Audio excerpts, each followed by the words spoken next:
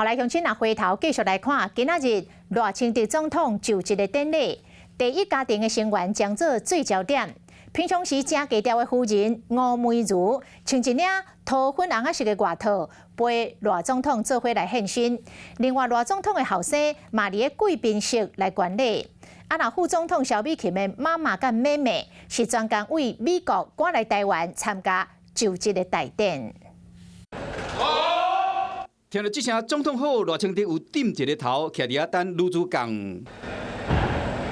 历史性的时刻，新任的总统赖清德牵第一夫人太太吴梅如进入总统府，平时罕在公开露面。今日穿的是黑色的洋装，佮搭一领粉色的外套，视觉上甲这个赖清德上爱金色的领带搭配甲真巧妙。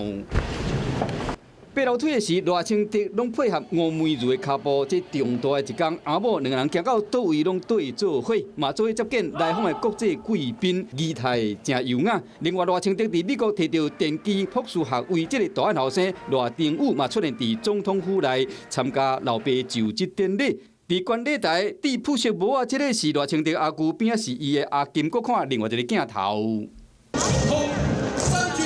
这位是副总统萧美琴的老母萧区碧玉，虽然是美国人，不过台语真敖讲，特别甲细汉查某囝做伙为美国来台湾祝福萧美琴。国安局嘛特别派随护随身介保护萧美琴的亲友团有超过100个人。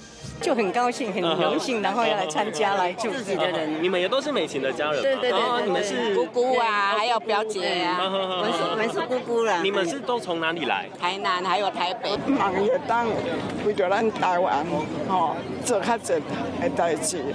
赖萧培正式要替中华民国写新的历史。